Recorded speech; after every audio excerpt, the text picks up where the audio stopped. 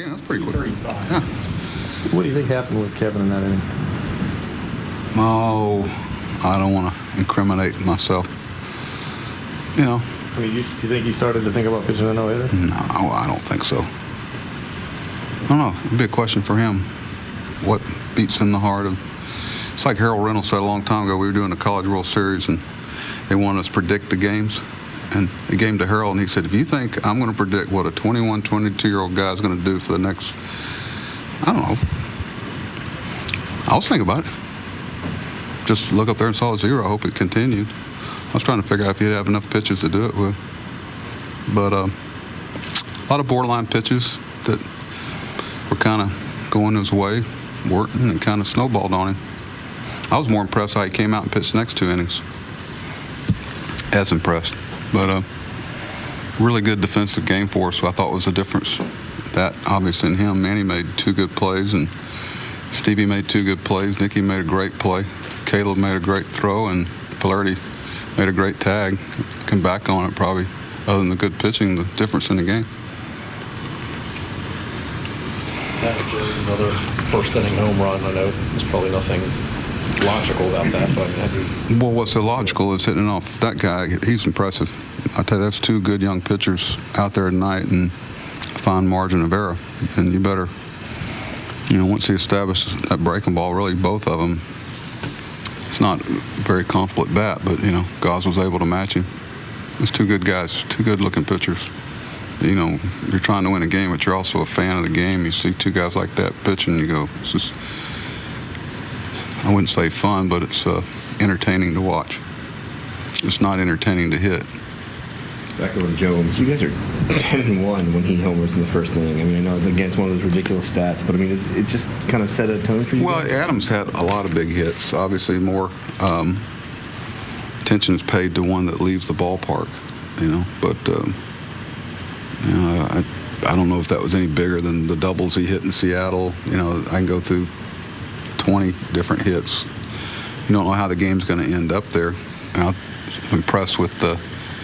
David Lowe very quietly has been putting together some good at-bats. I mean, he's stung the ball, but every time we put him out there in the last couple of weeks, I really wanted to get him a start tonight.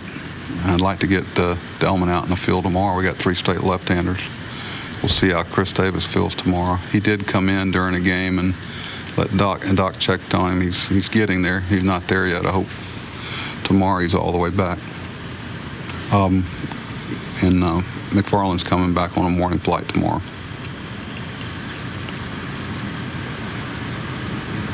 Before the game, Dan talked about how guys like Gosman and maybe Bundy are really the heart of this organization. When you see a performance like that tonight, does that really verify that that's... Well, how exactly did he put it? I don't want to contradict him, Heart? Well, we've got a lot of arteries to that heart. And, the heart's the people are up in the stands there. And Dan believes that too. And anytime you're doing something that many people come out and watch, it's puts a lot of you really want to deliver for them. There's a good energy, but Gonzo's been pitching well. Chin's been pitching well for us. I mean, we've been able to stay where we are because of the pitching and Tilly, everybody, the bullpen. So. It's a sum of the parts. You mentioned the plays made by Manny, and obviously the one, Fierce play. That's a hard short hop. The tough one, the easy one is one close to the glove, and the one with the clean top of the hop. The tweener hop there, where you don't know if it's going to come off the grass and grab or dirt and skid. I can't tell you. You can take a bucket of balls out there. That is so hard to pick. He made a nice play on Manny's throw earlier with the footwork, but. Stevie's been solid over there. Did I interrupt your question? I was going to ask about Manny's throw there. I mean, you saw it in New York. You've seen him do that before. But, I mean, to not only be able to get the ball, but to go with his momentum going the other way. No, the previous one? Yeah, against Pujols. Well, Manny will tell you, looking back on it, he probably wish he'd set his feet and threw over the top. But I'll take it. I'm not gonna handicap that one. What's great is he has the skills to do either one.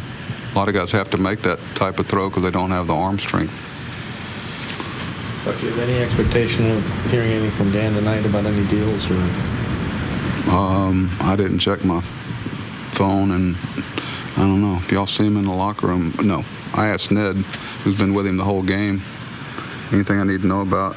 I was actually asking about other clubs, and he said, no, I don't think so. But Dan can get pretty close to the vest at times like this because there's no sport like baseball where people seem to like to share information, and half of it's bogus. But it's what makes the world go around, right? I'm okay with knowing about things when they happen. I don't need to know in advance. But I know we live in a different world, so God bless you all.